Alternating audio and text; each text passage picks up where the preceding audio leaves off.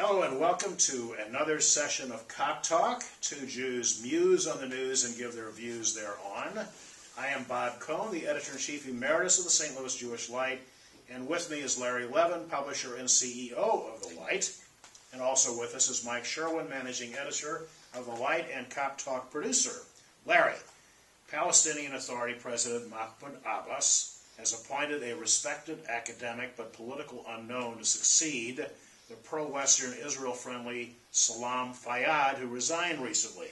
The new Prime Minister is Rami Hamdallah, a respected British-educated English professor who has had no prior political or governmental experience. The new Prime Minister is regarded as closer to Abbas and less likely to clash with him.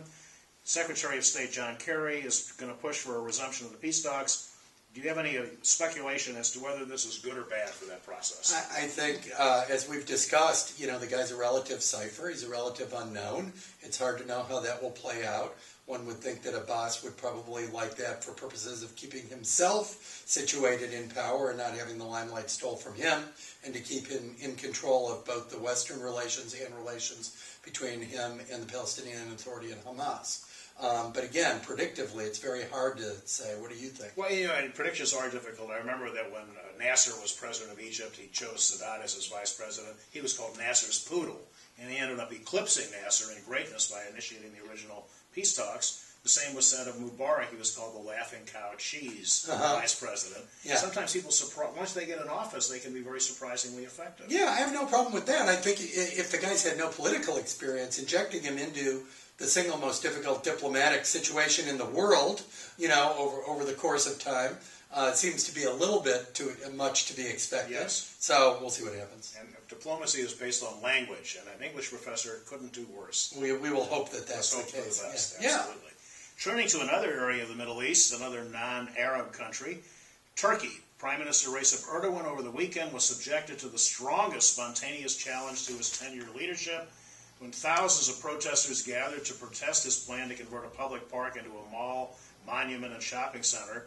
If Erdogan becomes the latest major Middle East ruler to be pushed out of office, would that be a positive development or a serious blow to the stability and unity of the NATO alliance? My personal feeling is that at this particular moment, even though I don't love the guy, it would probably be a blow unless there is some leader out there that somehow can instantly garner praise both internally in Turkey and externally to NATO and the world.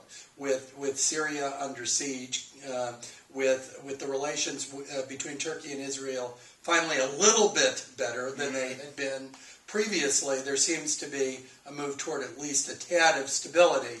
So displacing him at this point, absent a phenomenal, exceptional individual, seems to me like there's more risk than there is reward. What do you think? And I completely agree with that. I'm also not overly fond, especially his support of the Gaza flotilla and his flirting with the radical Hamas, who made an official visit. It's the devil you know. He is the devil we know, and he is largely stable, and his replacement would certainly not be as good for the Western Alliance and Israel relations as an unknown quantity. Yeah, and look, what happens if a replacement is pushed toward the Russian axis, for instance? Exactly. Or the ultra religious Muslim axis. I mean, there are a lot of different points that could be thrown into the mix with a new person that we know, whereas we know about the current leader's kind of propensities. So there you go. And the interesting thing is that no country is immune. Turkey was regarded as a model of stability for generations, and here you have these spontaneous demonstrations. There was even a demonstration in Vietnam against the regime. That's unheard of. Unheard of. So it's a different world in which we reside. Yeah. Anyway, President Obama and his Attorney General Eric Holder have been facing a trifecta of challenges in the aftermath of various disclosures. The IRS subjected conservative groups to selective harsh reviews of their applications for tax-exempt status. Justice Department gathered emails from a broad group of journalists at the Associated Press, and there's continued controversy, much of it politically motivated, no doubt, over the administration's handling of Benghazi. Do you think these issues are transitory in nature, or could they have a long-term effect on the ability of Obama to get anything done and Holder's ability credibly to hold on to his job? I think despite the efforts of the Republican opposition, I think Benghazi is going nowhere. Absent the release of new information, we don't know. We know how it was handled after the fact. We know that the ways that it was done well. We know the ways it was botched. It's been discussed in multiple hearings. I just can't imagine that there's any new information that really could be released at this point that would provide a whole lot of political ammunition. Both the AP and the IRS things are truly unfortunate. I mean, whether or not President Obama had anything to do with them or not, the AP thing is a clear overreach of governmental authority into the media. Not only the AP one, but the one with respect to Fox News as well, potentially. And then the IRS just shows where the excesses of government can lie if not monitored carefully. And, Rabbi David Saperstein, whom I greatly admire, he's the very liberal guy, gave an invocation at Obama's inauguration. He didn't hesitate to express some deep concerns about the implications of especially the IRS and the journalistic. Yeah, and there are people within and around the administration who have been saying on the QT about that they're surprised that Attorney General Holder decided to stay on for a second term, surprised that he hasn't stepped down at this point. So we'll see what happens. He could very much be a casualty of the second term of the Obama administration. My speculation is that he won't be around a year from now. Probably so, yeah. The Jewish and general communities of St. Louis lost two authentic philanthropic giants whom we eulogized in the paper, Sonny Glassberg and Lucy Lopata, and you wrote very movingly about them as well. I did obituary stories on each of them. Is that whole era of these giants of philanthropic generosity passing from the scene, and what are the implications if that's the case? The implications are humongous. You had generations of startup St. Louis giants, that created something from nothing, spun whole cloth out of virtually, a cotton seed.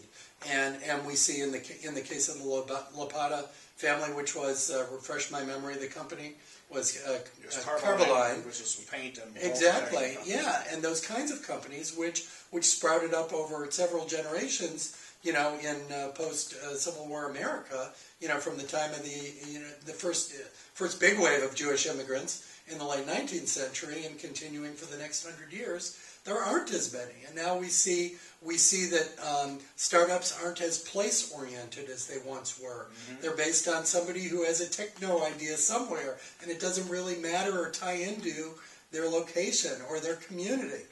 So it's very hard, and we see big companies leaving St. Louis with their corporate headquarters. So yeah, it's a huge issue, and one that organizations like Jewish Federation, United Way, us as nonprofits have to grapple with in terms of how do we tell the stories that are important to budding philanthropists over time, where they believe that our missions are critical to the fabric of the community.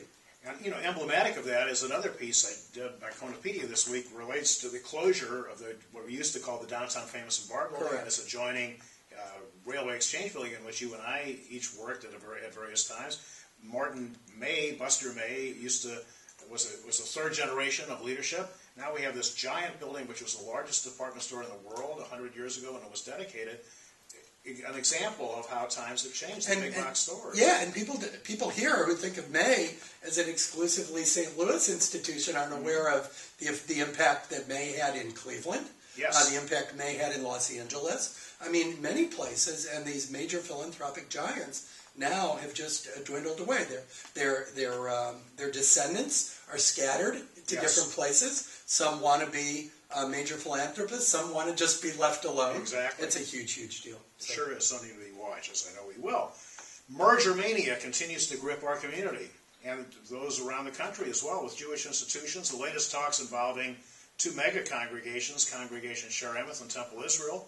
These mergers seem to be part of a national trend. How do you assess the significance of these consolidations? Well, St. Louis was the featured story in a JTA piece on the cover of our publication a week ago, with what's going on in the conservative movement, what's going on with the day schools. Right. I think this community has been very progressive in facing the issues and the challenges. That being said, one should not ever accept as a foregone conclusion that mergers and consolidations should always be the winner and the theme of the day. Every situation has to be looked at on its own merits. The facts of each situation have to be considered.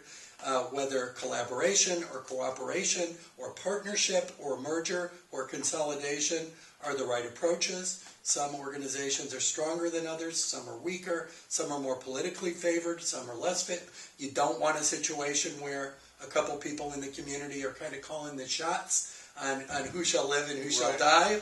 And so I think in facing the challenges, it's a good thing, but we need to be very careful and not just assume that in every instance it's the right result. And I think history bears, if anybody thinks this is something new in my research or my columns, I have found that there were many mergers and splits and reconsolidations. There used to be two separate homes for Jewish age, one for the War Farm, one for the Orthodox. They merged. Right. So it's not a one-size-fits-all cookie-cutter approach Exactly. to our future. Right.